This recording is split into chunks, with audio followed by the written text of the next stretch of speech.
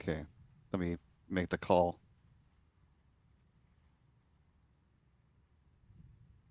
I'm gonna make the call on the switch. Oh,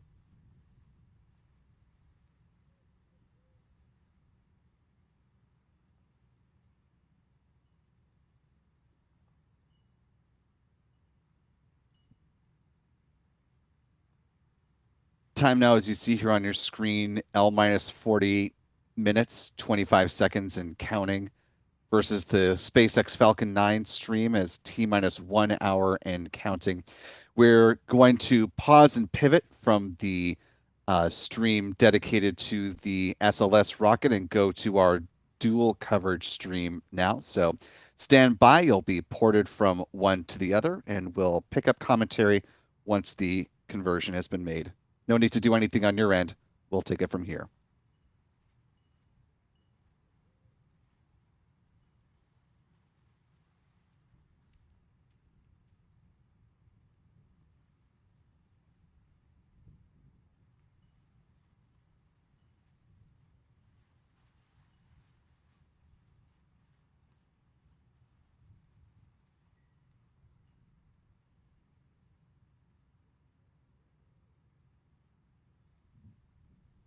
For those of you who are joining us from our Artemis 2 wet dress rehearsal tanking test coverage, welcome back. If this is your first broadcast with us today, welcome in. You're watching Spaceflight Now's dual coverage of both the launch of a SpaceX Falcon 9 rocket and the conclusion of an important tanking test demonstration called a wet dress rehearsal for NASA's Space Launch System rocket on the left-hand side of your screen. Welcome, everyone. I'm Will Robinson Smith, reporter with Spaceflight Now. It's good to have you with us here on this Thursday, February 19th. We are broadcasting, as we always do, from the Spaceflight Now News Bureau here at NASA's Kennedy Space Center. It's just about quarter till the top of the hour, fourth L minus 46 minutes, 33 seconds remaining in the count to the opening of the simulated T0 for the SLS rocket, and just under an hour till the planned departure of SpaceX's Falcon 9. There's plenty to cover in the next hour for the Falcon 9 and for the next 46 minutes and change with the SLS rocket. There's going to be a lot happening when we get right down around the T0 for both of these rockets. So we'll try to keep this as separate lane as possible, but bear with us. This is a very unique circumstance. We've had dual countdowns before, but we've basically never had a dual countdown where the T0s are this close together. So learning something new here for us here, flexing some new muscles, and we're glad to have you along for the ride.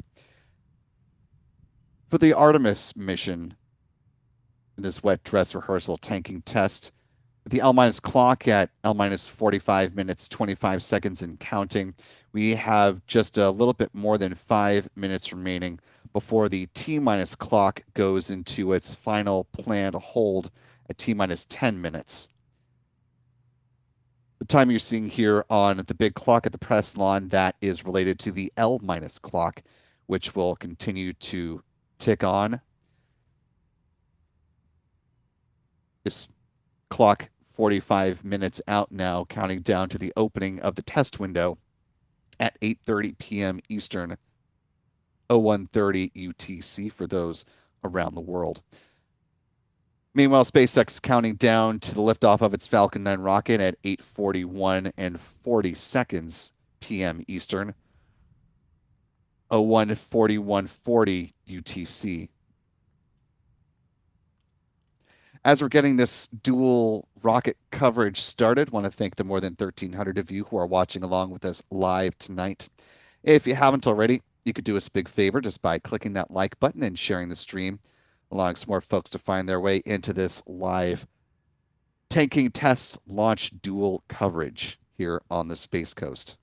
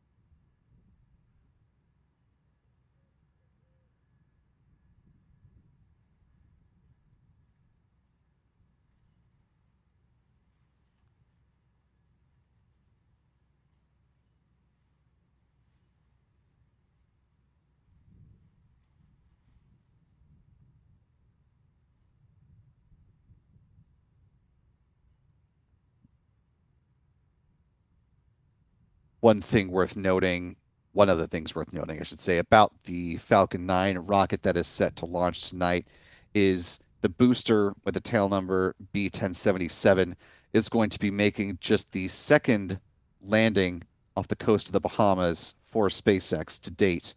The first time that SpaceX landed a booster in the Bahamas was back just about a year ago to the day on February 18th of 2025 during the Starlink 10-12 mission.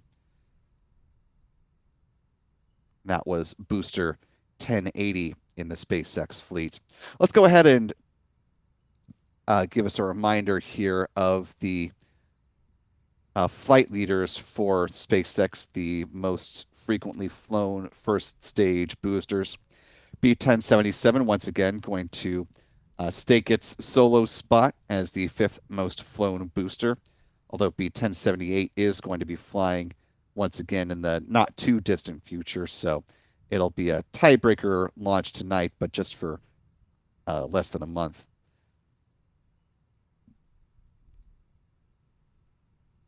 As we're getting ready to see this Falcon 9 rocket take flight, let's take stock of the countdown timeline for this mission. We've been talking a lot about the SLS rocket and its countdown progress through the wet dress rehearsal tanking test. So for the Falcon 9, things are going to get rolling with the SpaceX launch director making the call on the start of prop load for this mission. This happens generally at the T-minus 38-minute mark in the count. SpaceX does its readiness poll electronically, so if it's in a good position to do so,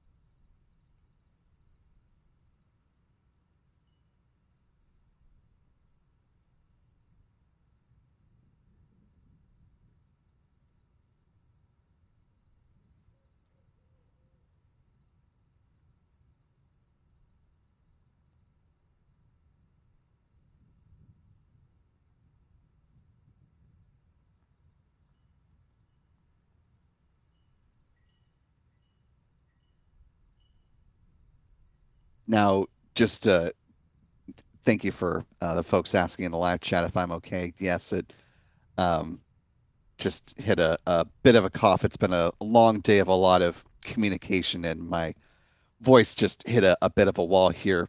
Want to note for the time marker here, the planned hold for the Space Launch System rocket just kicked in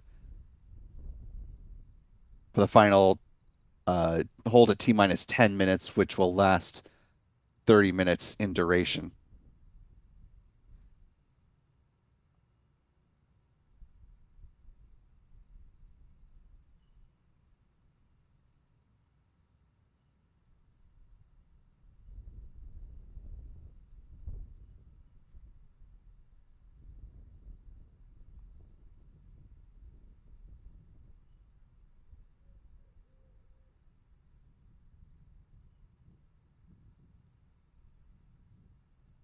Again, apologies for the pause in the commentary.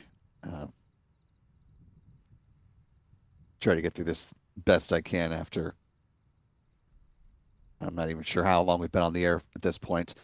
Um, anyway, coming back to the countdown for the Falcon 9 rocket, once the go ahead for the start of fueling is granted, tanking will begin at the T-minus 35-minute mark with a loading of RP1, a rocket grade kerosene on board the Falcon 9's first and second stages,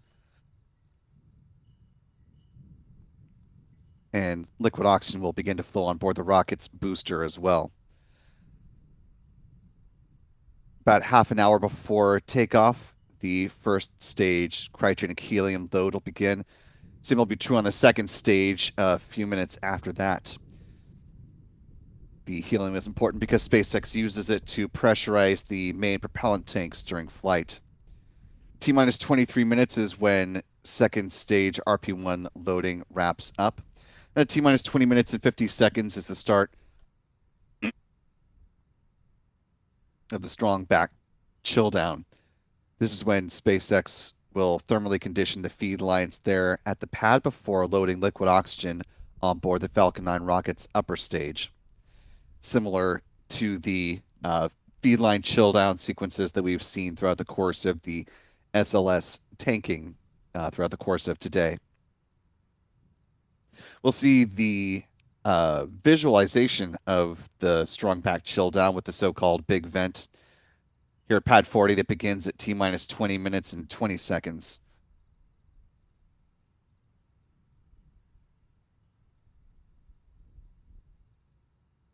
And it lasts just under 4 minutes in duration. That'll set the stage for liquid oxygen to begin to flow on board the Falcon 9's upper stage at the 16-minute mark. Moving right along, T minus 7 minutes is when the chill down of the 9 Merlin engines begins. This process involves flowing a small amount of liquid oxygen through the plumbing and turbo pumps. That helps to protect the engines from the risk of thermal shock and damage during startup.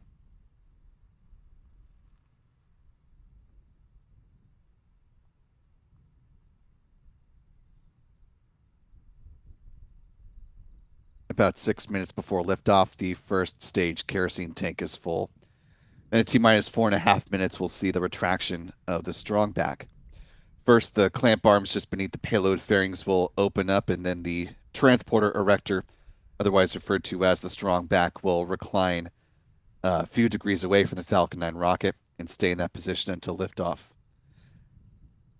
At that point, it'll pull back in a much more rapid fashion to clear the way for the vertical climb of the Falcon 9.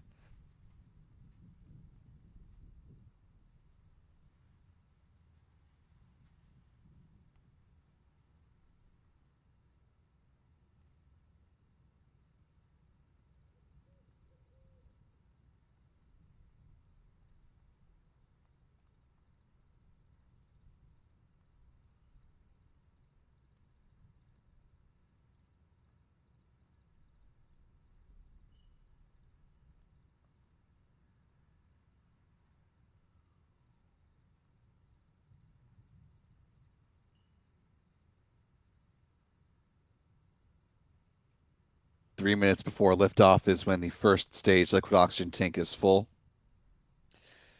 Same will be true on the second stage about a minute after that, at which point the Falcon 9 rocket is fully loaded with 1 million pounds of propellant.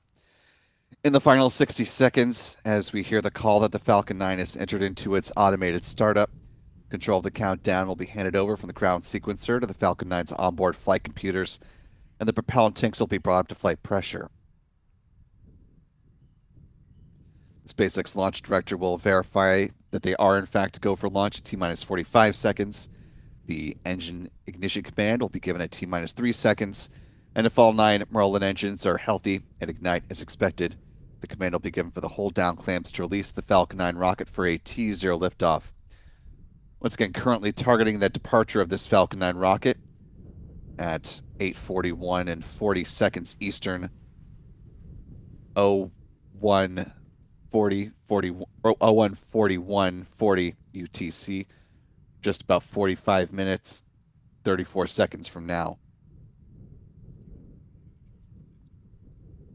The combination of both the wet dress rehearsal tanking test tonight as well as the fueling to launch of the Falcon 9 rocket has been made possible by years of work from the folks managing the Eastern Range, Space Launch Delta 45, as well as work from both NASA and SpaceX, as well as the other launch providers that are working towards making the large Florida spaceport more interoperable between launch operations or tanking operations, as the case may be today. So, want to go to some video here now. This is some part of a conversation that we had with the leadership at SLD 45 about how to make this multi-user spaceport increasingly more like airport operations. Some of our launches, ones that require FTS still, or are even relatively new and are still maturing a little bit. So even our Vulcan launches, our New Glenn launches, those still tend to use more resources, more range resources.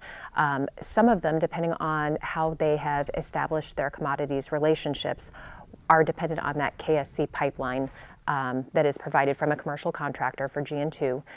But that is a business choice that they have made. From a SpaceX and Falcon 9 launch from Launch Complex 40, that launch complex is almost completely independent from anything related to NASA. So it is possible to see a Falcon 9 Starlink launch that doesn't require a huge number of range assets and doesn't require commodities from NASA to be able to go. Again, priority is the Artemis launch. We understand that priority from a national perspective, but it is possible to launch both of those, and so the team will work to see what's possible. Well, if I could expand that out briefly, the dynamic range scheduling that our range operations squadron brings to the game takes a look at all range operations, whether it's an Artemis launch, a Navy test launch, a ULA, a Blue Origin, a Relativity, a SpaceX launch. In partnership with those launch service providers coming in to talk what range operations looks like, is where we deconflict those operations. Every launch service provider has a dedicated program support manager in our range operations squadron that works day to day with that launch service provider to identify what the needs are that LSP needs to be able to facilitate that launch option or that launch opportunity. We bring those into a weekly scheduling meeting. I mentioned there on the panel that once a week at the Cape, we bring all the launch service providers and government entities together to work that real-time deconfliction. The tight partnership and collaboration that we have on the Space Coast exceeds anything I have seen in my entire career. The LSPs coming together to work together, the commodity providers coming together to see a successful launch, KSC, the FAA, the Army, the Navy, the Space Force, all sitting around the table to talk what opportunities are there to be able to support getting mass or humans to orbit.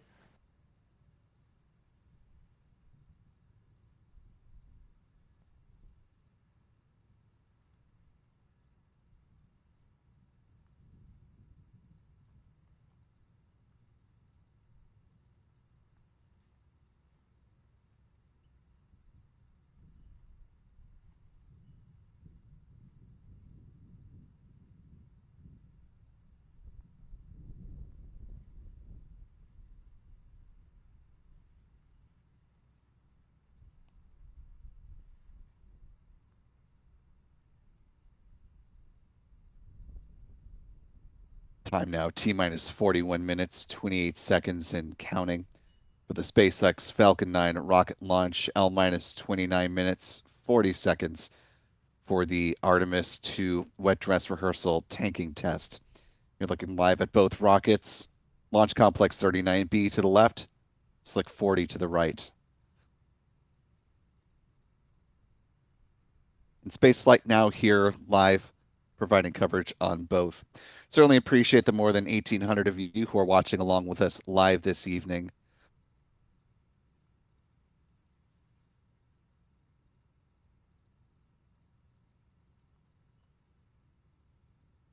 If you haven't already, you could do us a big favor just by clicking that like button and sharing the stream to allow us more folks to find their way into this live dual mission coverage.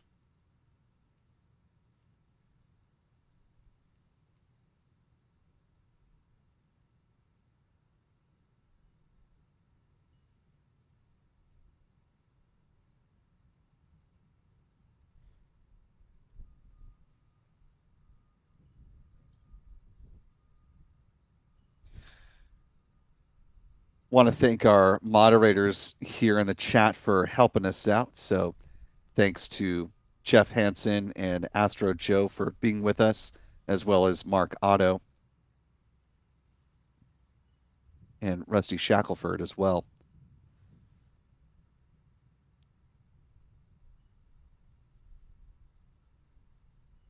Just a reminder, since this is comparatively newer stream versus the one that's been going for the majority of the day.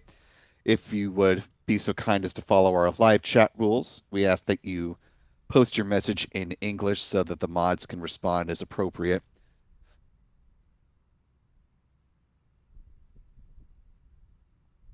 We also ask that you please don't post in all caps and hold off from delving into topics of explicit religion or politics. Emojis are perfectly fine. We just ask that you don't create a huge block of them to take up a large chunk of the chat space. And last but certainly not least, we ask that you treat each other with the kindness and respect that you yourself would like to be treated, and we'll all get along swimmingly here.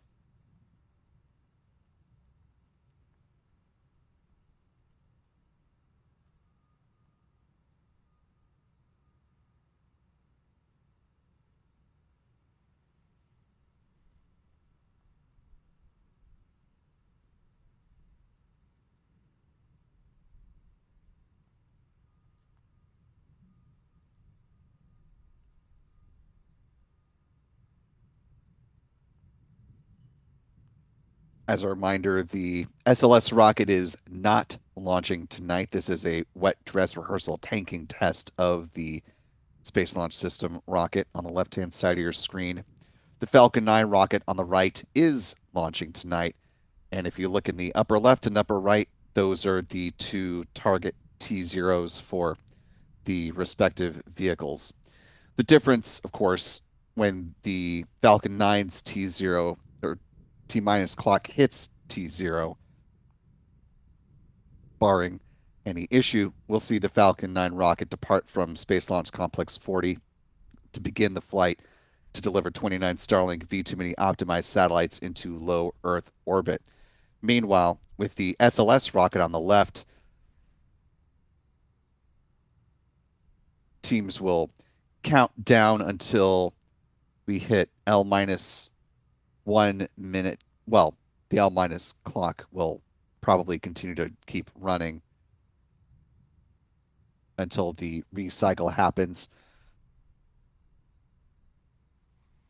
But at L minus 10 minutes, essentially the L minus clock will sync up with the T minus terminal countdown. And regarding the T minus time for the SLS rocket, I know it's a little confusing, trying to keep all this straight as best we can for you. Once the clock for the Artemis mission hits T minus 1 minute and 30 seconds, teams are aiming to hold the countdown at that point for up to 3 minutes. Then they will allow the count to continue down to T minus 33 seconds. They will pause again. They will recycle back to the start of the terminal count at T minus 10 minutes and go through another terminal count, ending at about T minus 33 seconds once again.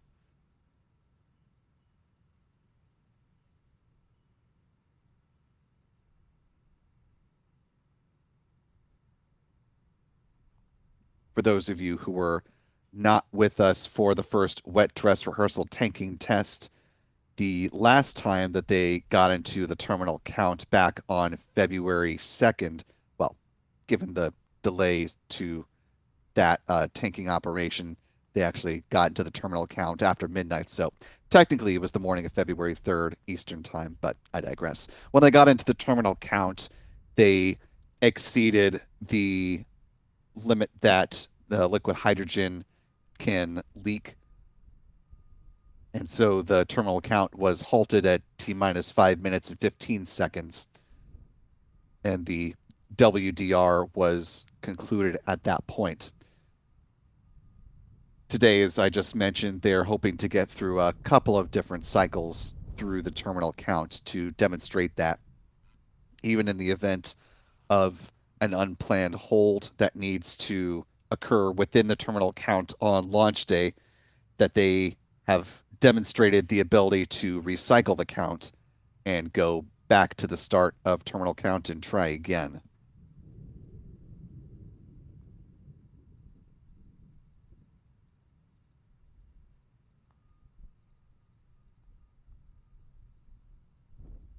T minus 35 minutes now. At this point, SpaceX should be starting to tank the Falcon 9 rocket, loading RP-1, the fuel on the booster in the upper stage, And liquid oxygen should now be flowing on board the Falcon 9 booster as well.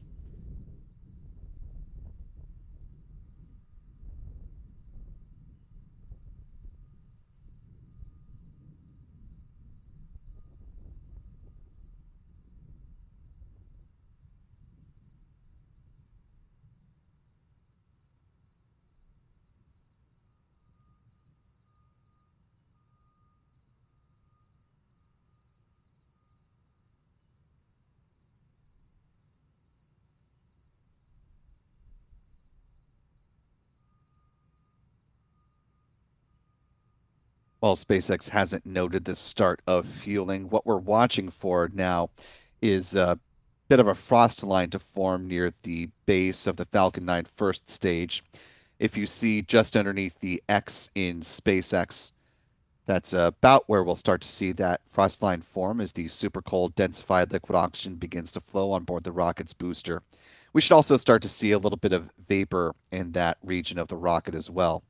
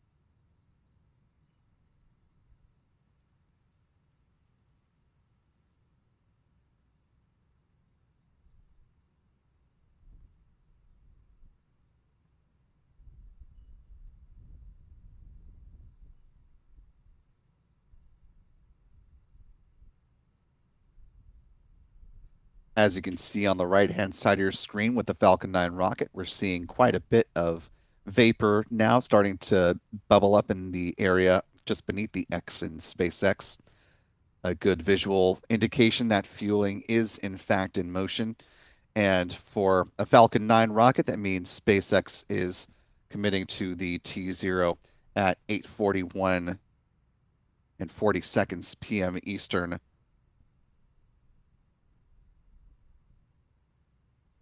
01:41:40 UTC.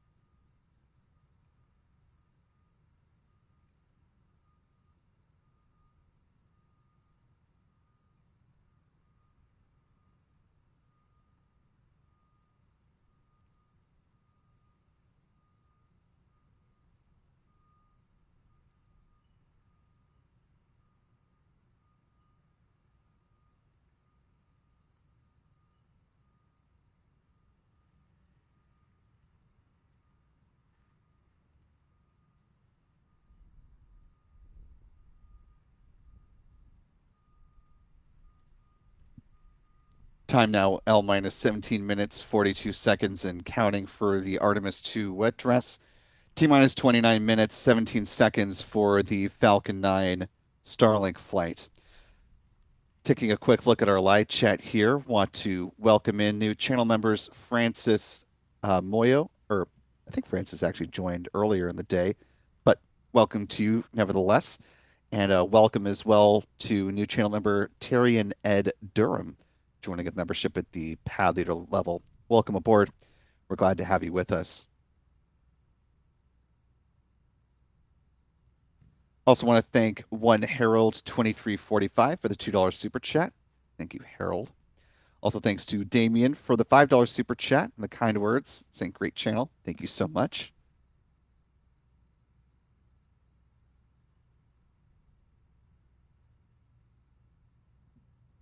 Clearly a Star Trek fan here. We have a $10 super chat from Borg Terraforming, who says, we appreciate your quality reporting and coverage.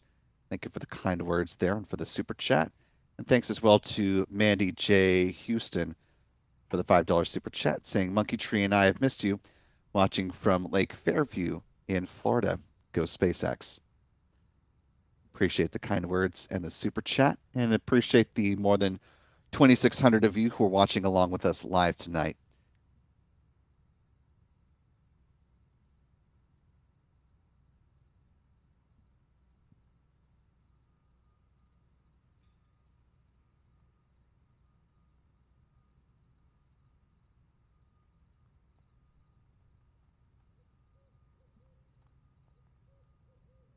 We are just now past L minus 16 minutes on the Artemis wet dress rehearsal count. This is the point where the launch director conducts their poll to ensure that they are go to proceed into the simulated launch. No update yet from NASA on this milestone. In fact, it's been a little more than an hour since our last update from NASA, unfortunately.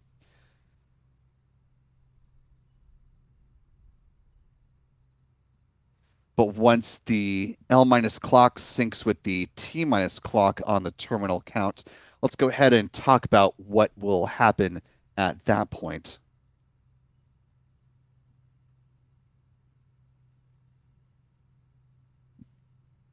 At T minus 10 minutes, the ground sequencer will initiate the terminal count, again at T minus 10 minutes. A couple minutes after that, we will see the crew access arm begin to retract away from the Orion spacecraft at the top of the rocket stack. Abbreviating ground launch sequencer with GLS moving forward here on our slides.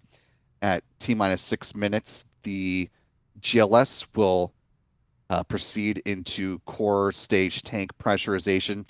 Now, this is where they ran into issues last time that caused the scrub of the wet dress rehearsal. So keep your eyes peeled, and we'll have the big clock up on the screen for a chunk of the terminal count so that if there is a stoppage of that, we'll be sure to bring that to you as it happens.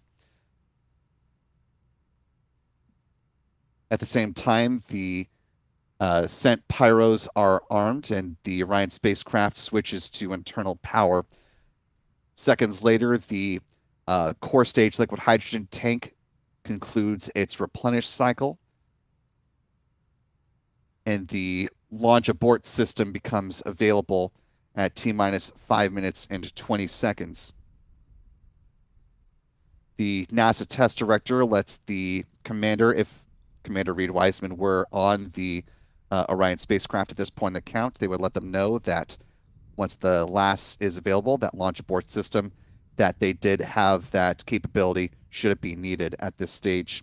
One of the riskiest aborts, according to the Ascent flight director, is a pad abort at this stage. So it is a safety mechanism that is available to the crew, but it does not come without risk itself. But obviously, if needed, it could save the crew's life if it came down to it. T minus 4 minutes and 40 seconds is when the ground launch sequencer is go for the LH2 high flow bleed check. And the flight termination system is armed about 10 seconds after that. There will be a shift for the core stage auxiliary power unit to start up. And then at T minus 4 minutes as well, the core stage auxiliary power unit does kick on. Also, the LOX replenish stops at T minus 4 minutes. Same with the LOX on the interim cryogenic propulsion stage. It concludes its replenish cycle at T minus 3 minutes and 30 seconds. The interim cryogenic propulsion stage will switch over to its internal power at T minus 2 minutes and 2 seconds. And the booster will switch to its internal power in the final 2 minutes before, again, today, a simulated launch on launch day, the actual liftoff. Here's where the testing milestones diverge from a real launch day. At T minus 1 minute and 30 seconds, we'll see a hold to verify that the course that they can hold the terminal count for up to 3 minutes to demonstrate a future recycle. The core stage will switch to internal power at the same time. 10 seconds later, the interim cryogenic propulsion stage will switch to its terminal countdown mode. Once that 1 to 3 minute hold is lifted, the count will continue to progress until liquid hydrogen replenish ends at T minus 50 seconds. And then there will be the automated sequencer command. But then here is where we also will see, as planned, the terminal count stop. And they will recycle back to T minus 10 minutes.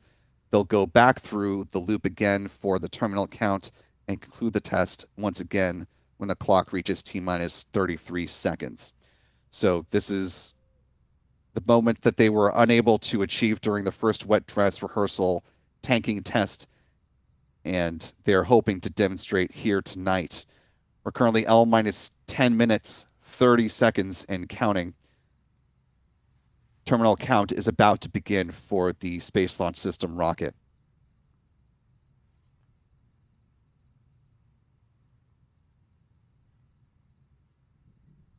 If the go has been given, of course. Assuming the go is given, we are now 5 seconds away from the clock syncing. In 3, 2, 1. Clock holding at T minus 10 minutes. The go was apparently not given to progress into the terminal count. Standing by for more.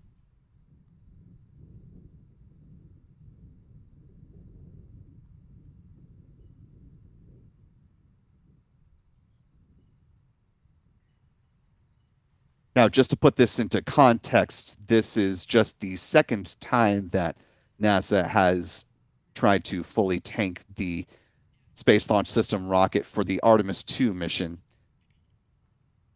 And this particular rocket did not have the benefit of going through what's called a green run, where it went through full tanking of the core stage out at the Stennis Space Center in Mississippi. So less testing was done on this particular vehicle than the one for the Artemis 1 mission. We will stand by, keep close eyes on the SLS rocket and when the hold is released. But in 10 seconds, we'll see the start of the big vent here at pad 40 for preparation for cooling down the feed lines there at the pad. And now you see the big vent is underway. Upper stage liquid oxygen load is set to begin on the Falcon 9 rocket in just a little more than 4 minutes.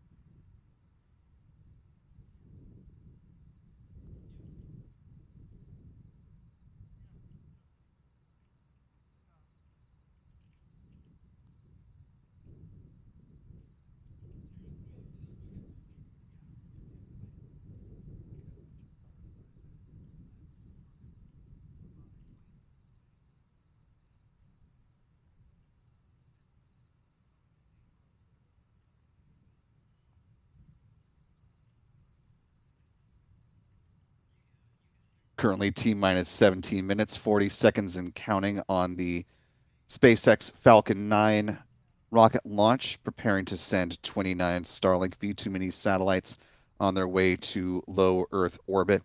Meanwhile, the clock continues to remain in a hold. The terminal count has not begun on the SLS rocket just yet. Now, NASA does have a 4-hour test window in which to go through the two passes for the terminal count, as we saw with the first wet dress rehearsal. But given that the terminal count did not begin as expected, the T0 has shifted to the right to some yet undetermined time.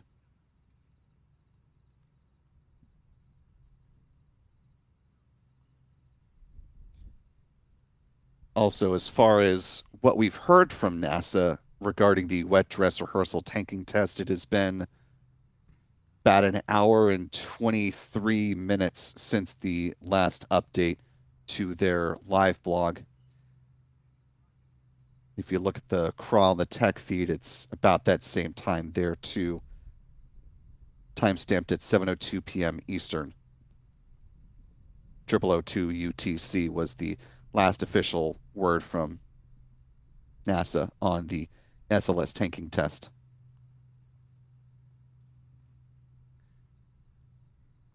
Meanwhile, T minus 16 minutes, the big vent has wrapped up and second stage lock zone is now underway.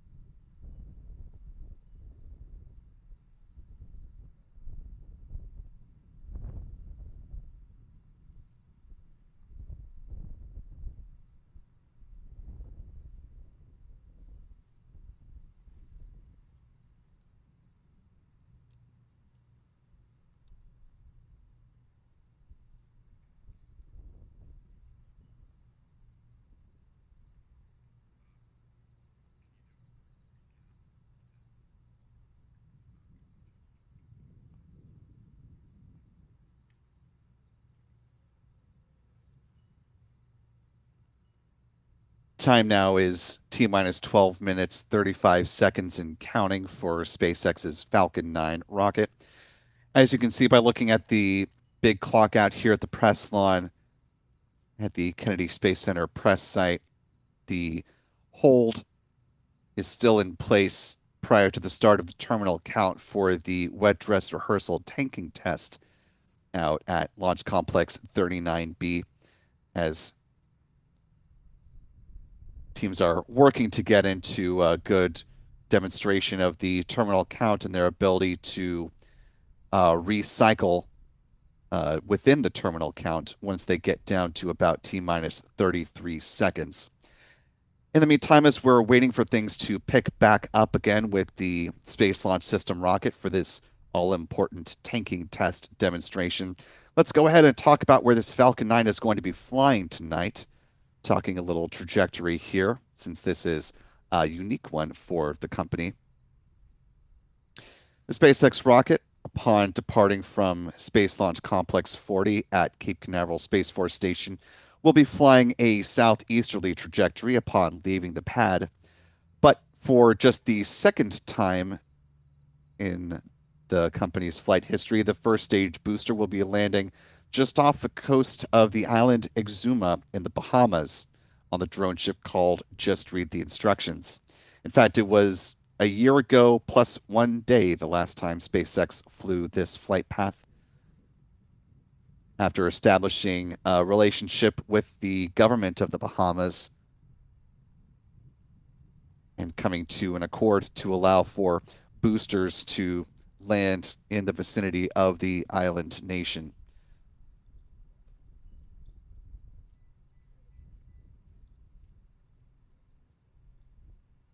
Back ahead of the launch of the Starlink 10-12 mission, the one that did fly a year and a day ago,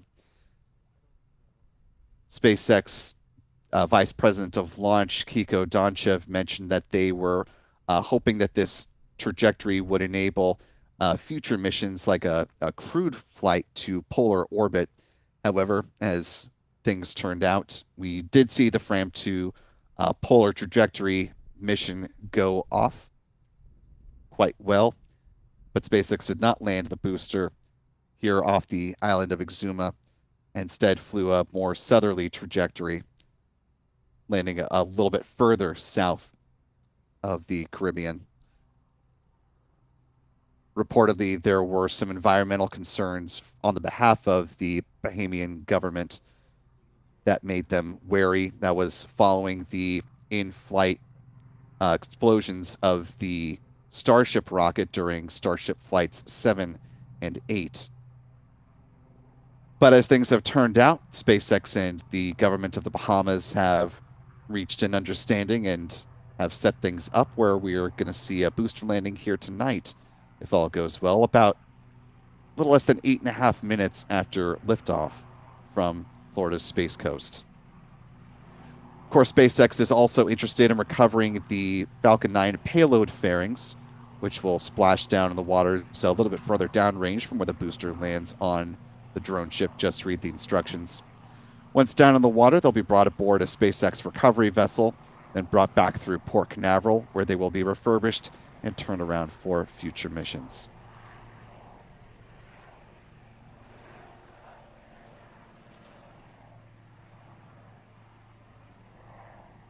Just about 8.5 minutes remaining on the Falcon 9 mission, and as you can see, the terminal clock has kicked back up again, which means we've got a very dynamic situation here between both the Space Launch System rocket and the Falcon 9, with T0s coinciding just about 1 minute and 10 seconds apart.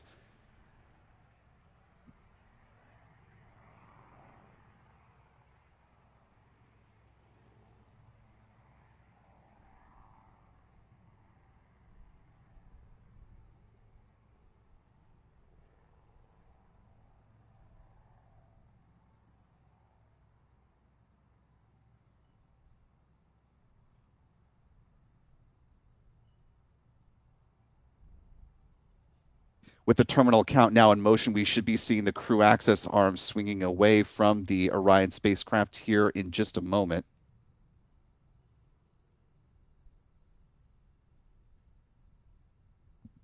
It'll be in motion at about T minus 8 minutes for the wet dress rehearsal countdown time.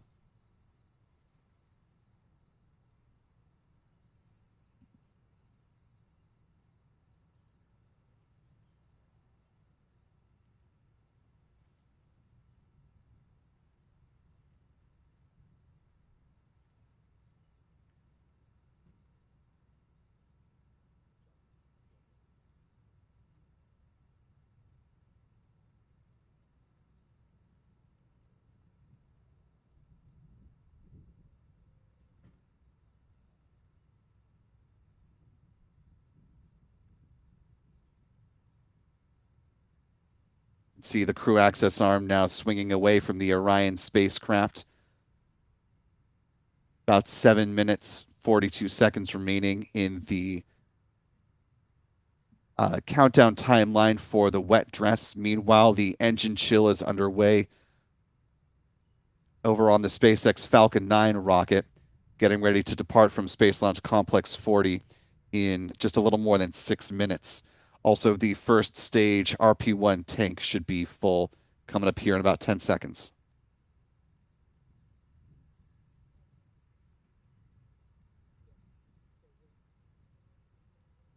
T minus 6 minutes and counting for the Falcon 9 rocket, coming up on T minus 7 minutes for the wet dress rehearsal tanking test.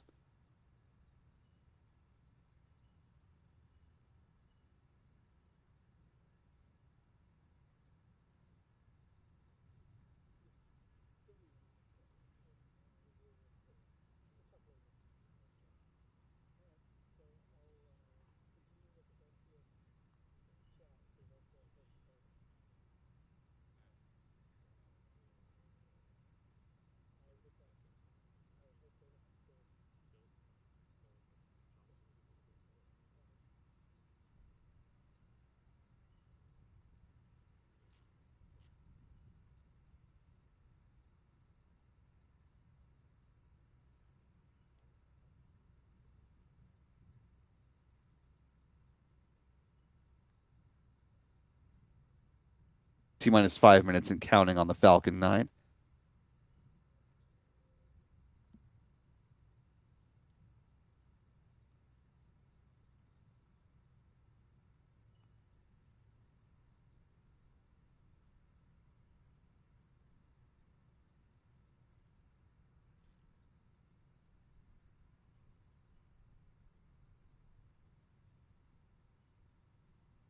Coming up here momentarily, we should be seeing the crew access arm, or excuse me, the strong back retract away from the Falcon 9 rocket here a few degrees after the clamp arms open up.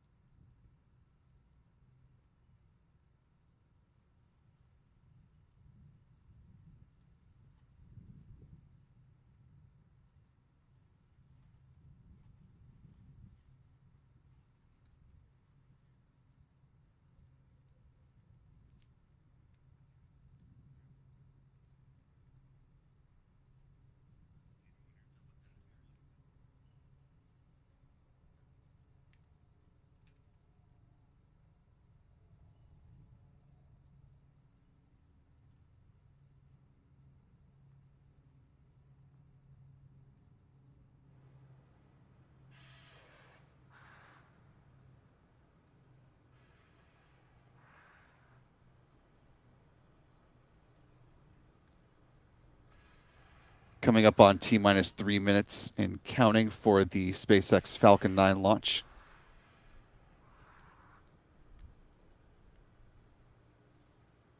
First stage liquid oxygen tank should be full now.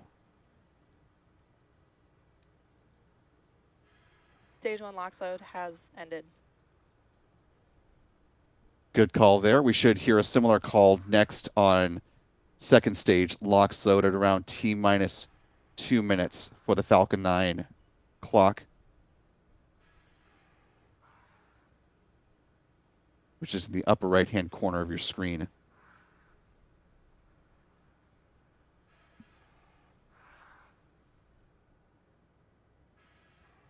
Meanwhile, in roughly 2 minutes, we should see the SLS countdown clock stop at T minus 1 minute and 30 seconds and hold for up to 3 minutes before continuing with that count until T minus 33 seconds.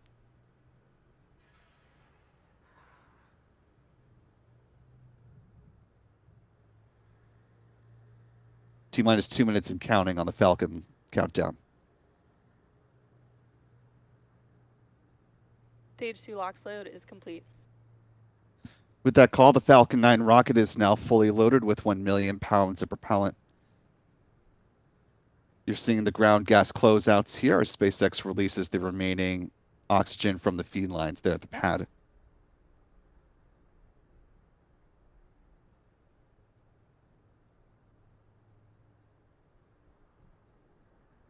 Ground gas closeouts.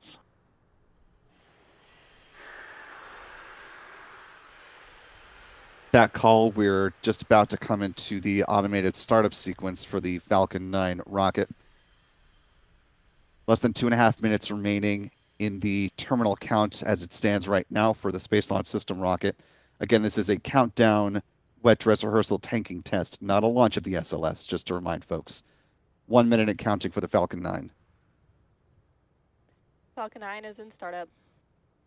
With that, we should hear the confirmation that the SpaceX launch director is go for launch on the Falcon 9 rocket here in the next few seconds.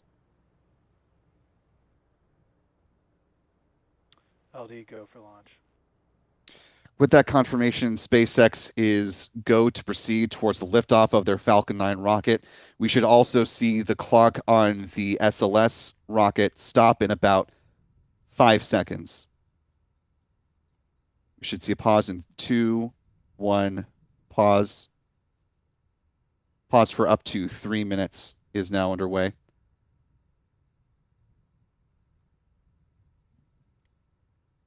For the Falcon 9, we are 10, 9, 8, 7, 6, 5, 4, 3, 2, 1. Engine ignition and liftoff. Liftoff of the Falcon 9 rocket on the Starlink 10-36 mission. The Falcon 9 has cleared the tower. The booster is on its way to the Bahamas.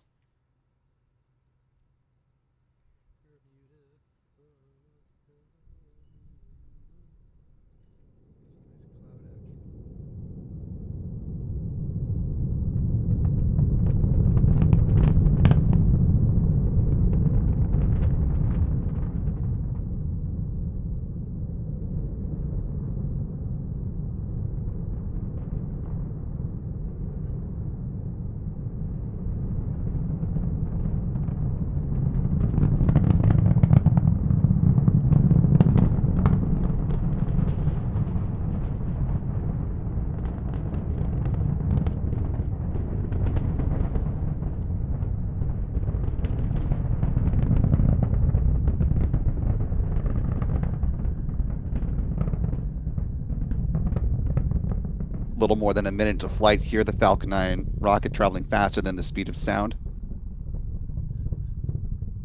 Passing through max Q, the point of greatest aerodynamic pressure on the vehicle. Throttling back up on those Merlin 1D engines. Coming up to MVAC chill next.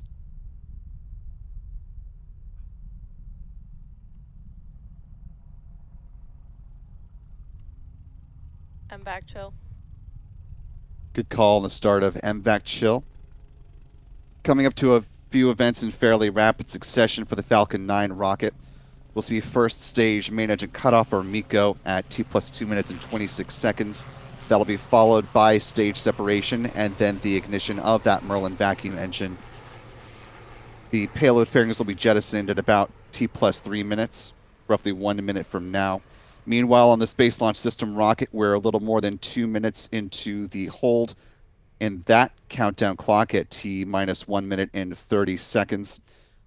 NASA was hoping to hold here for up to 3 minutes before proceeding with the terminal countdown to T minus 33 seconds. We'll let you know when the hold is released.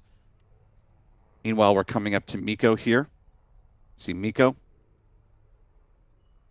MECO. Stage separation confirmed.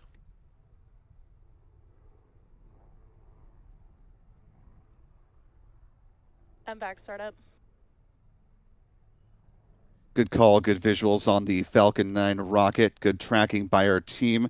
We're also now more than 3 minutes into the hold at T minus 1 minute and 30 seconds for the Space Launch System rocket. The hold has lifted. The count is now back in motion. T minus 1 minute, 22 seconds and counting. The countdown clock should stop Fairing again at separation confirmed. T minus 33 seconds. Just heard a confirmation for fairing separation on the Falcon 9 rocket. For those just joining or watching, a split screen moment here of two missions from Florida Space Coast. An important tanking test of NASA's moon rocket, the Space Launch System on the left. SpaceX's workhorse vehicle, the Falcon 9, on the right, now a little more than 3.5 minutes into this mission. The payload fairings have jettisoned, and coming up next will be the entry burn in a few minutes. But before then, we'll see the planned stoppage of the terminal count on the left in 2, 1, hold again. This is the planned stopping point for the terminal count in this wet dress rehearsal tanking test. Now, at this point, coming up next, we'll see NASA recycle the clock. It'll go back to T minus 10 minutes and then NASA will resume the terminal count one more time, counting down from T minus 10 minutes down to what you see here on the screen, T minus 33 seconds.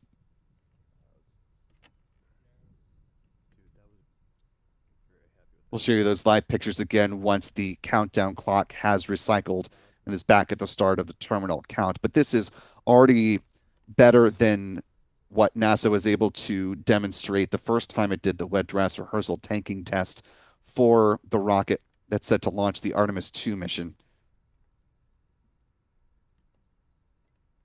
So certainly some progress that we're seeing here from NASA making its way closer to being able to set a launch date for the Artemis 2 flight around the moon and back.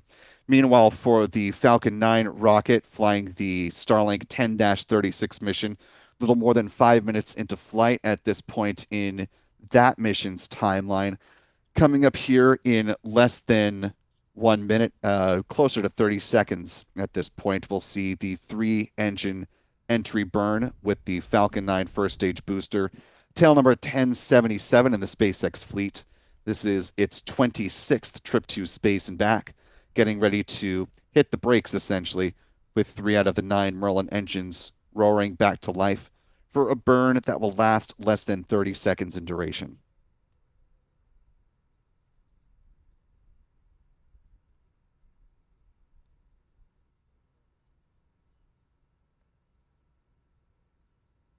T plus 6 minutes and counting. Stage 1 entry burn startup.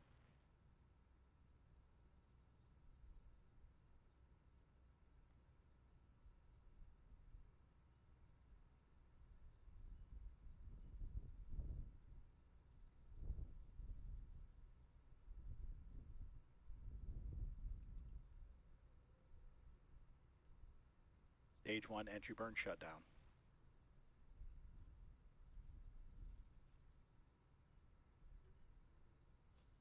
With the conclusion of that entry burn, coming up next for SpaceX will be the single engine landing burn, which will take the booster B-1077 onto a touchdown on the drone ship called Just Read the Instructions, situated just off the coast of the island of Exuma within the nation of the Bahamas. Meanwhile, for the Space Launch System rocket, the clock still remains in hold at T minus 33 seconds, standing by for the terminal count to recycle back up to T minus 10 minutes before NASA performs another cycle through of the terminal count. Taking a live look now back out here at the press launch, looking towards the Space Launch System rocket. You just heard the Falcon 9, now transonic, traveling below the speed of sound The single engine Stage 2 landing burn FTS is safe. is set to start in less than 20 seconds. Second stage flight termination system has been safed. That was the call you just heard there from SpaceX.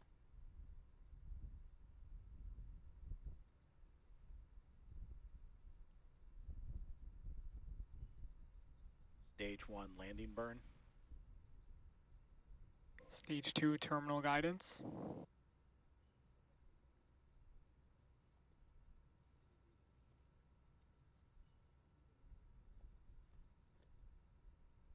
Stage 1 landing leg deploy.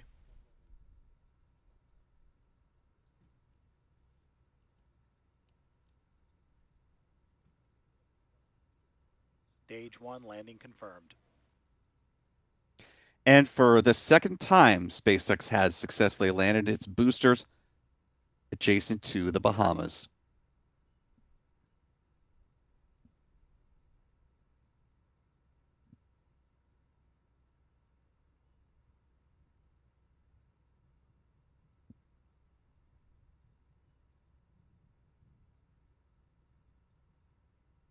Nominal orbit insertion. Good confirmation of nominal orbit insertion. At this point, the Falcon 9 upper stage will continue to coast until T plus 54 minutes and 21 seconds. There will be a 1 second burn of that Merlin vacuum engine to circularize its orbit. And then the Starlink satellites, all 29 of them, are set to deploy from the Falcon 9 upper stage at T plus 1 hour, 3 minutes, 42 seconds post liftoff. We certainly appreciate you being with us for this double mission coverage tonight.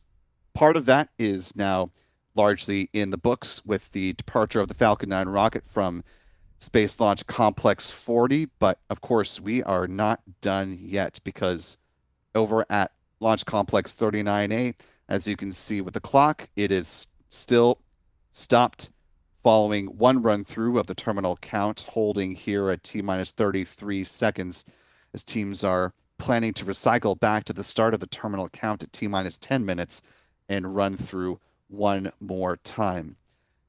The latest update from NASA coming within the last 10 minutes, and I'll quote them here. Quote, this is timestamped to 8:44, by the way, p.m. Eastern. Quote, the terminal countdown was paused due to a booster avionics system voltage anomaly, but resumed and continued to the planned recycle point. The team is now resetting the countdown as planned, end quote.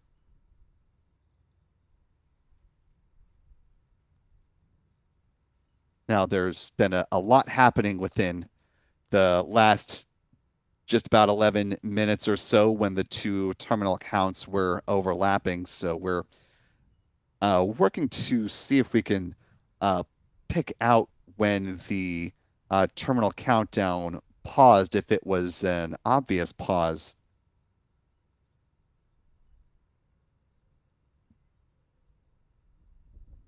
But we, just checking with the team behind the scenes, don't recall, in looking back and forth between all of our various views here behind the scenes, don't recall seeing the clock ever stopping outwardly. So a little bit of a head scratcher there.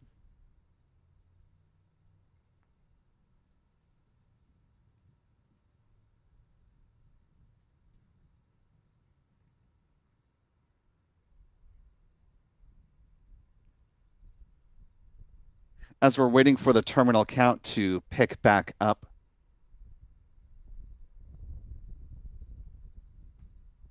want to thank a few folks for your support tonight. Big thanks to channel member Artemis for a very generous $100 super chat. And in his signature style, saying, Leroy Jenkins loves this rehearsal. Thank you, Artemis, for supporting us at that level. Really appreciate that. Also, thanks as well to Mitchell Wilbur for also a very generous $50 super chat, who says, good job, guys. Will, I'd still like to have that get together. Yes, well, Mitchell, as I'm sure you can understand, it has been a exceedingly busy time here recently, so we haven't had a chance to put that on the books, but we'll be sure to reach out to our channel members once we can get something arranged.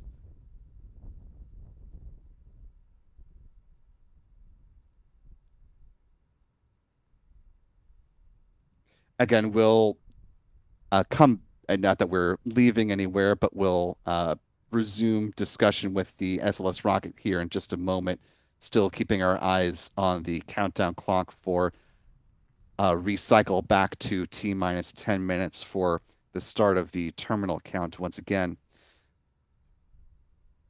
Want to thank, though, channel member Lloyd Green for a $10 super chat. Thank you, Lloyd. Thanks as well to Bill in Lauderdale for the $5 super chat. Appreciate you, Bill, who says, thank you, mods, for all you do. The terminal count is recycled, as you can see on your screen, back at T minus 10 minutes, standing by for the resumption of the terminal count.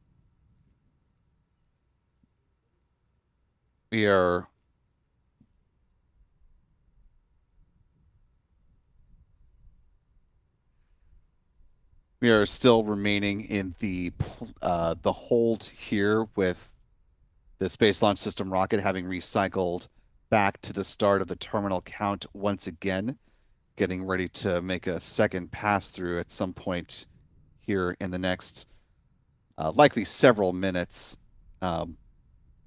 Not a firm time for when the second terminal count will resume.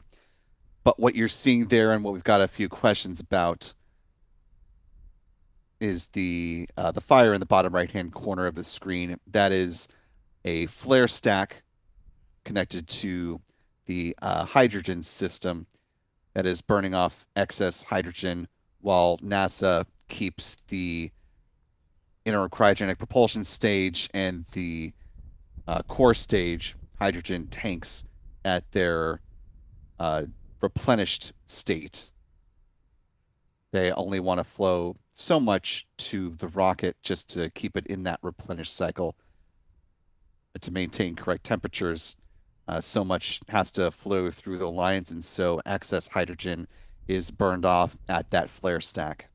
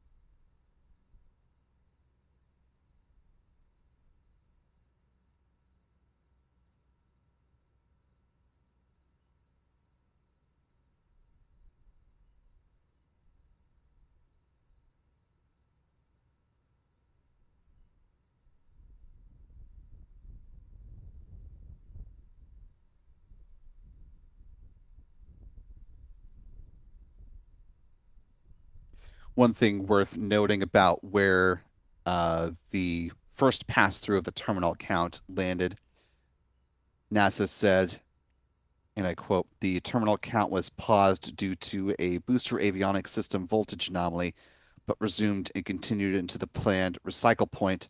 The team is now resetting the countdown as planned. The clock has clicked back to T minus 10 minutes. We could be here for a while or so. But as far as the additional pausing in the first pass of the terminal count, as we were going back and reviewing what had happened during that first run through, when the clock hit T minus 1 minute and 30 seconds, the plan was to hold there for up to 3 minutes to demonstrate that NASA could pause within the terminal count and then continue on towards a simulated T0. We clocked that hold as lasting around 3 minutes and 30 seconds, somewhere in that ballpark. So not a huge amount of additional pause time, but we believe that may be where the aforementioned pause for that booster avionics system voltage anomaly might have occurred.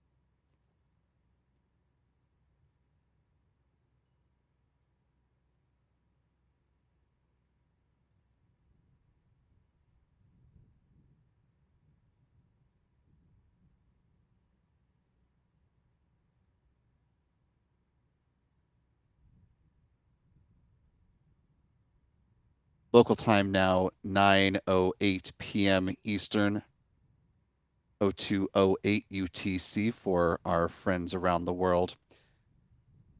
Got a new update from NASA within the last few minutes. We'll read this here verbatim. Quote, after running through terminal count for the Artemis 2 wet dress rehearsal, the launch team paused the clock at T-minus 33 seconds in the countdown. Teams are now reconfiguring and replenishing the liquid hydrogen and liquid oxygen systems in order to recycle back to the T-minus 10-minute mark and perform another run of the terminal count. As planned, the count was held for 3 minutes before beginning the recycle. Having another opportunity to run through terminal count allows the team to practice the recycle operations, which include safing the SLS rocket and getting the propellant tanks back into replenish mode to be ready for the terminal count again. The entire recycle process lasts approximately 60 to 90 minutes, end quote.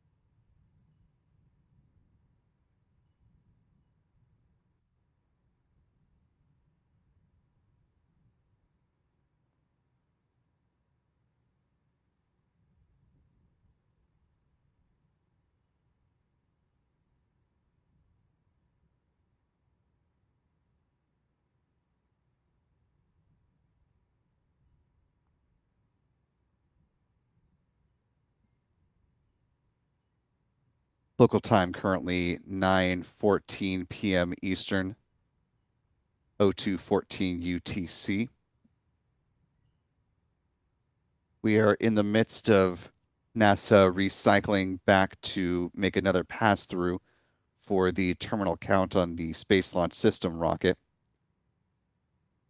As you can see on the right-hand side, the crew access arm has been brought back into proximity with the Orion spacecraft, as they will likely be doing another retraction of the arm through the course of this second terminal countdown demonstration.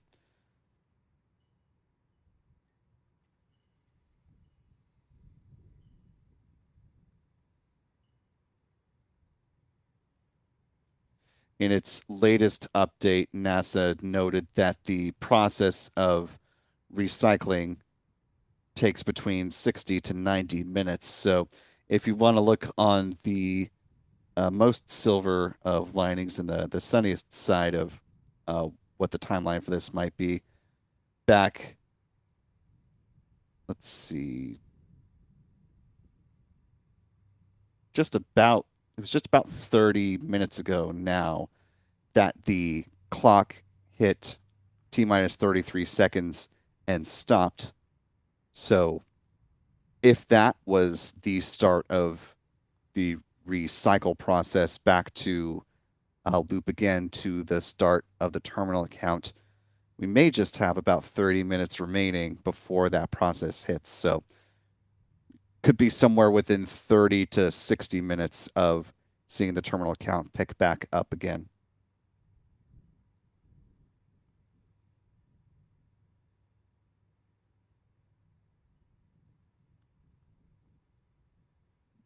While we're waiting for the recycle of the SLS wet dress rehearsal countdown, I want to thank a few more folks in the live chat tonight. Thanks to, not sure if I read this one before, but still good to thank the mods again. So Bill in Lauderdale with the $5 super chat, who says, thank you, mods, for all you do. Tim H with a $5 super chat says, dual action at the Cape. Great to see. Thanks for the awesome coverage. And thank you for your support.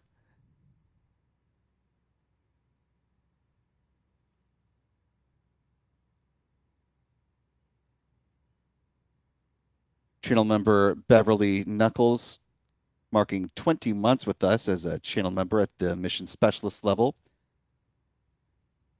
Glad to still have you with us, Beverly. Says, busy night, great events. And then very kindly offers a $20 super chat. Says, towards a coffee or two.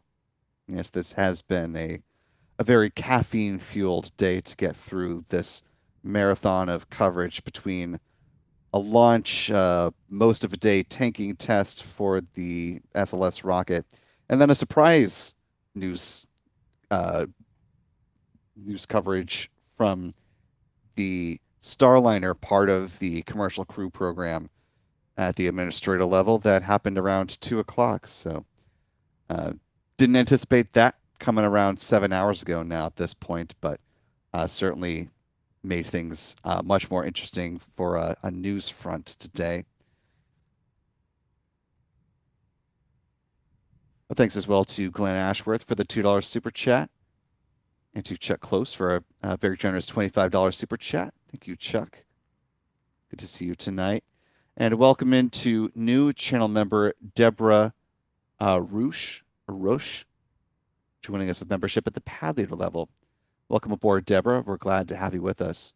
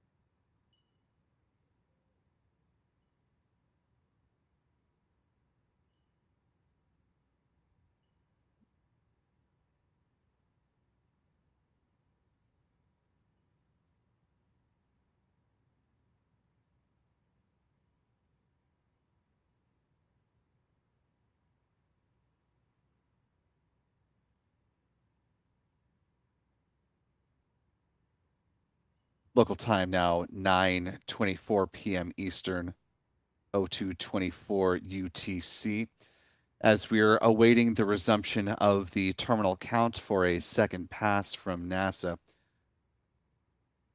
I want to go ahead and share some photos that our photographers were able to capture of the Falcon 9 rocket launch a little bit earlier this evening. This first is a roughly 10-minute long exposure from John Pisani, captured here at the press site. Just a very lightly cloudy night here, so nothing that was going to be anywhere close to a showstopper for the Falcon 9 rocket, but provided some dramatic effect for this 10-minute exposure streak shot with the booster on its way to landing successfully, we saw, down near the Bahamas. And secondly, want to show you this photo from, let's see, there we go, from our Adam Bernstein, capturing the moment of liftoff from the Falcon 9 rocket taking off from Space Launch Complex 40.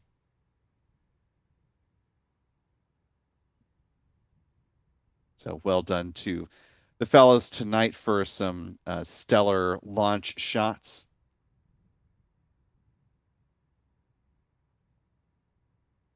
And a good work soldiering on as we continue to track the progress of NASA's Space Launch System rocket, getting ready to make one more pass through in the terminal count here at Launch Complex 39B.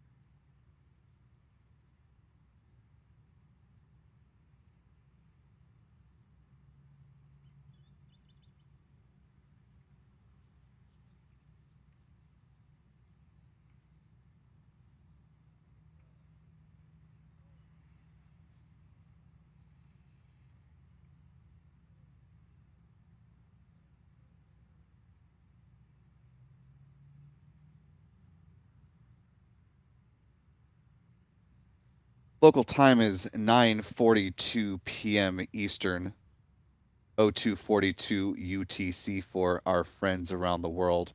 It was now exactly 1 hour ago that NASA set the updated T0 for the first pass of this wet dress rehearsal tanking test.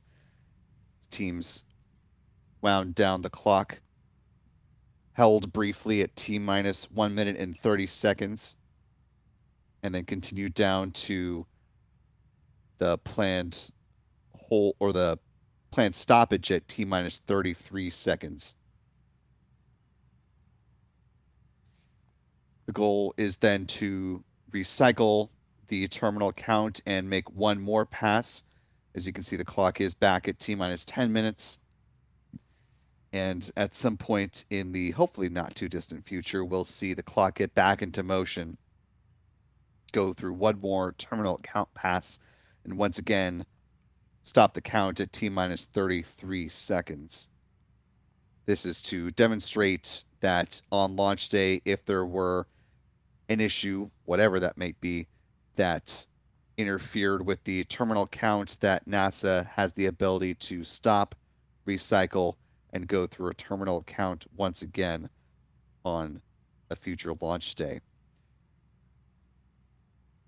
For context, had this actually been a launch day and NASA had set the opening of the window for 8:30 as it did tonight with the opening of the test window. Now, being that this is a test window, it has a window of opportunity for this demonstration that extends out to 12:30 a.m. Eastern. So, still quite a while that NASA has left to play with in this fueling test here at Pad 39B. But if this were launch day, most, if not all, of the advertised launch windows in the March and April timeframe are right about at 120 minutes or 2 hours in total. So, where we are now, if they had encountered an issue as they are simulating today, NASA would be pushing up pretty close to the end of their opportunity to execute a launch. Again, if this were under launch day parameters. So the window that opened at 8:30 and closed at 10:30. Still time to play with, but they would have eaten up more than half of their available launch window in these circumstances if you copied and paste this to a future launch date.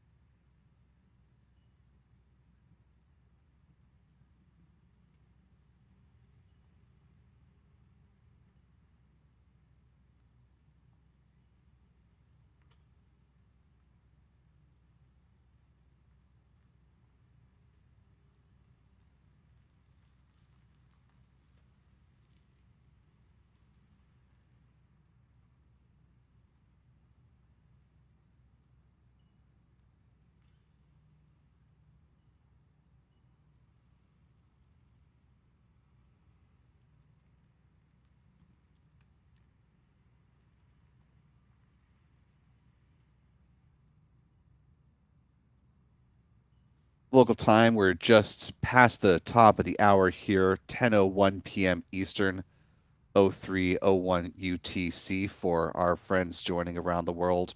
We are continuing to stand by as NASA is in the process of recycling the clock and preparing for another run of the terminal count for the wet dress rehearsal tanking test for the Space Launch System rocket, standing tall out at Launch Complex 39B here at the Kennedy Space Center.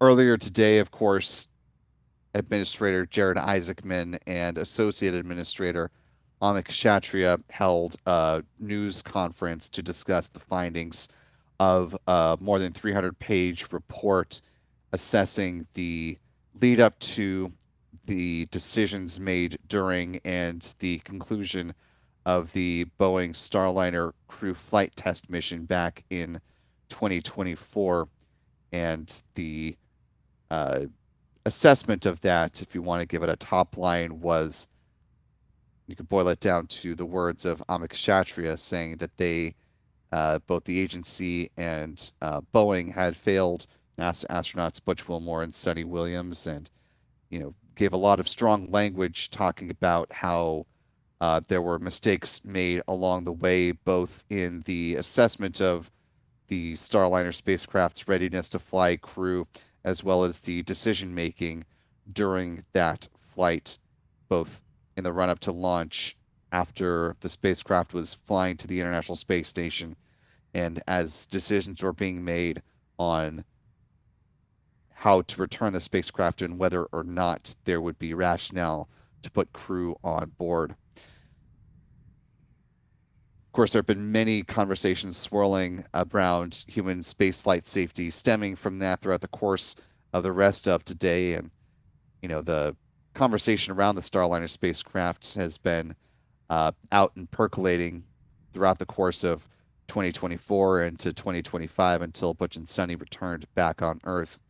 Around these past couple of years, another separate but also equally talked about storyline, maybe not quite as much as the flight of Starliner, since that was currently in motion and made headlines beyond those of us who cover space very specifically. But another important watch item for the agency has been the heat shield that was flown on the Artemis 1 mission, and the analysis of it, the decisions made around flying the Artemis 2 mission with the heat shield that is currently in place at the base of the Orion spacecraft named Integrity by the crew. As we heard from the administrator earlier today, Jared Isaacman was very blunt in his assessments regarding the Boeing Starliner spacecraft and the decisions made along the way for that vehicle's flight, but has expressed confidence and support for the analysis and the understanding of the Orion heat shield and its ability to safely protect the crew the way that the NASA teams are going to be flying the Artemis 2 mission. It's part of the reason why there are only a handful of days for the Artemis 2 mission to fly in each month. It's partly to do with spacecraft battery power and its ability to charge the batteries with the solar panels, but also the trajectory that they are flying on the Artemis 2 mission as well. So the administrator has put his support behind the Artemis 2 mission and the heat shield flying as it is. Want to go to some sound. This is from the crew of Artemis 2 themselves after the independent review and assessment came out about the heat shield, the rationale of how to fly it, and why they are pressing forward with the heat shield as it is, as opposed to making additional changes. So while we await the terminal count to pick back up on the SLS rocket wet dress rehearsal tanking test here at Pad 39B, let's hear from the crew in their own words when they visited the Kennedy Space Center and how they're feeling about flying with the heat shield as is on their spacecraft integrity. The concern was in-plane cracking that was discovered due to permeability on the previous heat shield. It's very well documented online. I recommend everybody go read the report. It's really fascinating. There's some great pictures and a lot of great technical background in there.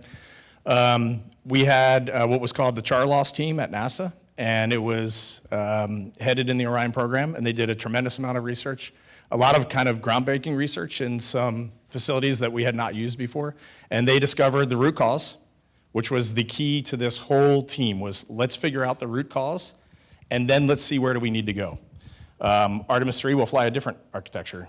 Artemis 2, they pulled the data and they scrubbed and they did wind tunnel testing and laser testing and hypervelocity testing, and they determined that if we come in with this lofted profile with a 1775 horizontal target line downrange, that this heat shield will be safe for us to go fly. And we do have the countdown clock back in motion again. If time permitting, we'll go back to that video to hear from the crew. In the meantime, we're now T-minus 9 minutes, 30 seconds and counting into this second pass in the terminal count. In about less than a minute and a half, we should see the crew access arms swing away from the Orion spacecraft at the pad.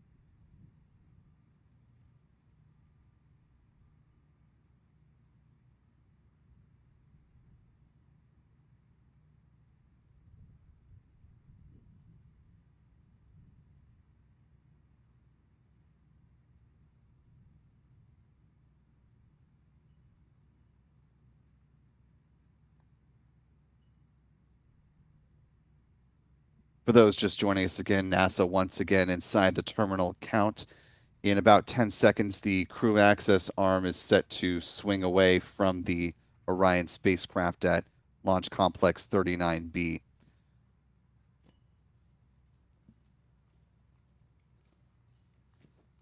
And there you see the arm in motion.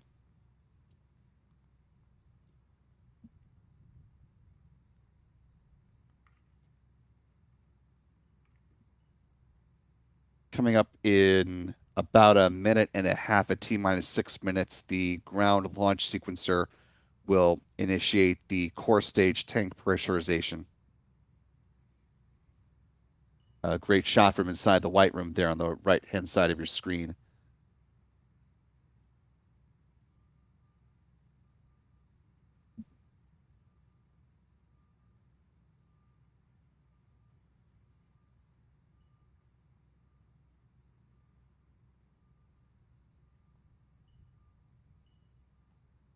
This is the final planned terminal count, which will see the clock go down to T-minus 33 seconds. There's no plan to pause the count at T-minus 1 minute and 30 seconds like during the first pass on the terminal countdown. The target T0 for this pass is 10:17 p.m. Eastern, 0317 UTC.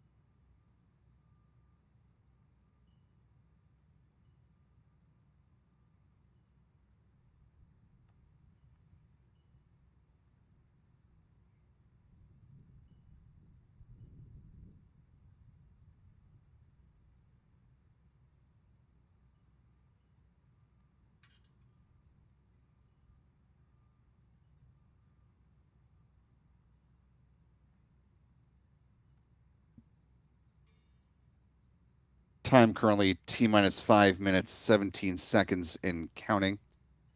At this point in the count, the launch abort system is now active, and if there were to be an emergency, especially if there were crew on board and they needed to quickly get away from the rest of the SLS rocket, the launch abort system, those 4 motors at the top of the Orion spacecraft would very quickly pull the vehicle away from the rest of the rocket.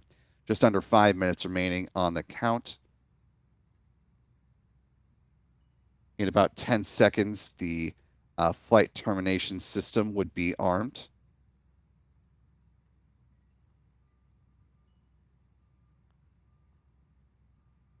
And core stage auxiliary power start happens in a little more than 20 seconds.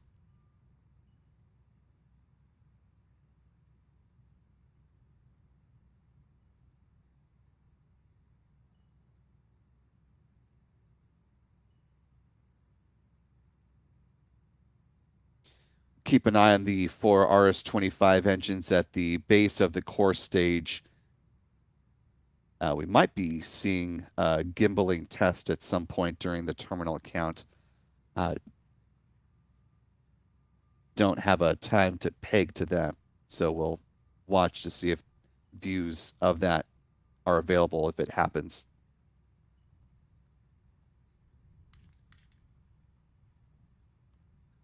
Past 4 minutes now, the core stage liquid oxygen tank is in replenish. Same is true on the interim cryogenic propulsion stage LOX tank, now in replenish.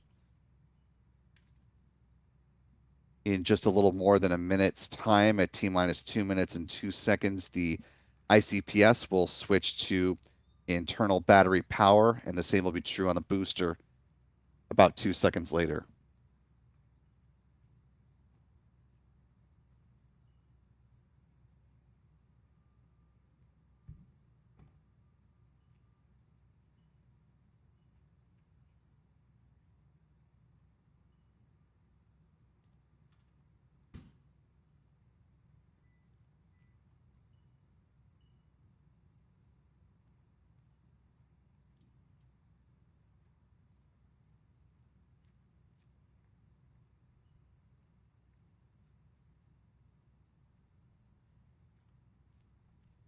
And again, for folks who are just joining, this is the wet dress rehearsal tanking test of the Space Launch System rocket. Not a launch today. That day will come soon enough after NASA has had a chance to review the data from this wet dress rehearsal.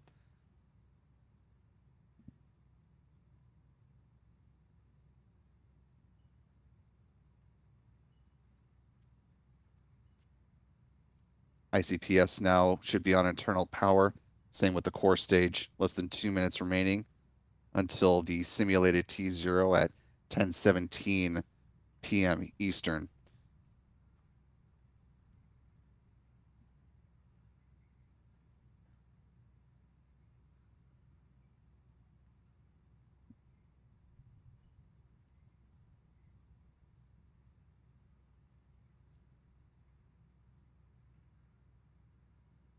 Less than 1 minute remaining in the test. The clock should stop at T minus 33 seconds.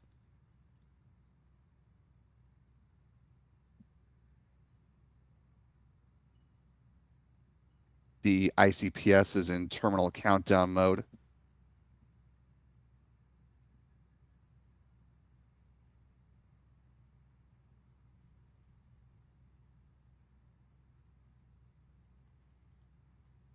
T minus 1 minute and counting.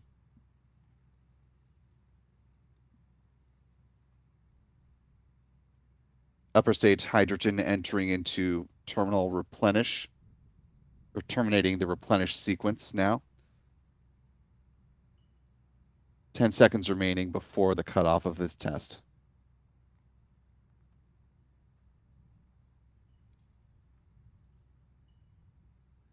And test should be stopping here at 29 seconds, just inside T minus 30 seconds.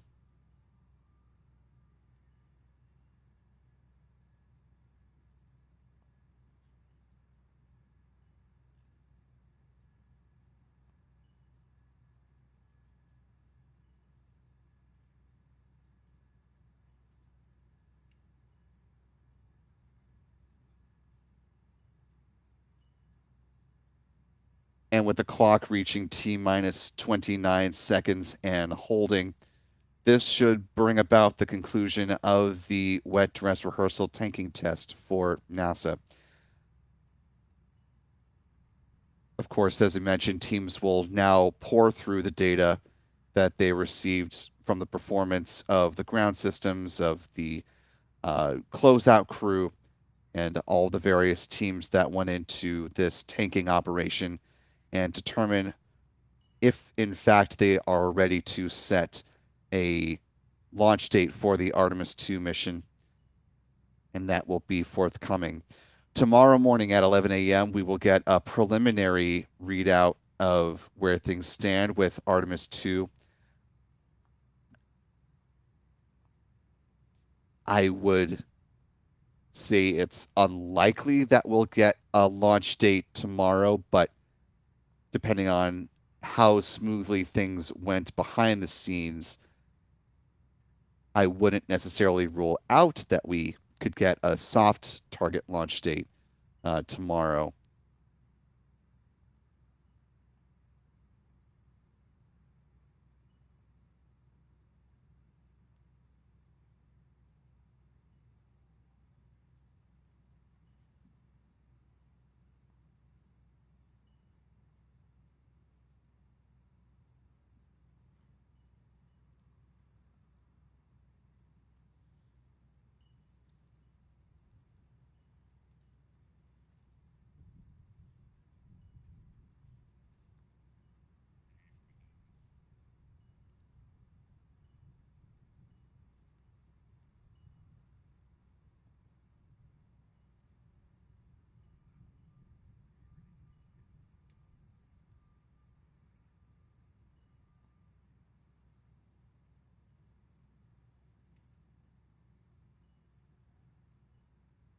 Crew access arm now moving back into place adjacent to the Orion spacecraft tonight.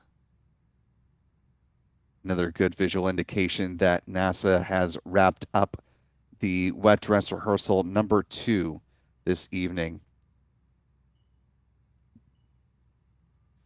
And with that, we are going to wrap up ourselves here on this marathon day of tanking, evaluation, and launch coverage here at Spaceflight Now. Want to give a big thank you to our moderators who've been helping us out throughout the course of a marathon day of coverage across multiple fronts. So thanks to Jeff Hansen, Astro Joe, Mark Otto, Rusty Shackelford.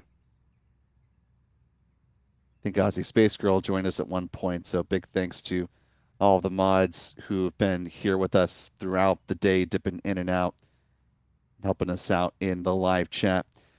Thanks as well to channel member Cumulus Granatus for answering folks' questions in the chat. I may have been remiss in mentioning them earlier in the broadcast. Apologies to them. Certainly don't want to look past their help, but big thanks to Pete Carstens with Max Q Productions and to Chuck and Jen Briggs with C&J Images for their assistance with tracking the Falcon 9 rocket during the flight of the Starlink 10-36 mission earlier tonight. Big thanks as well to our photography team of Adam Bernstein and John Pisani doing some yeoman's work today between all of the various activities here across the spaceport. Thanks as well for an equally long day to our editor, Stephen Young, running the technical operations of the broadcast. Most importantly, though, thanks to you for wherever you've been watching from. We certainly appreciate your time and attention, and we look forward to welcoming you back here when next we have a launch to cover.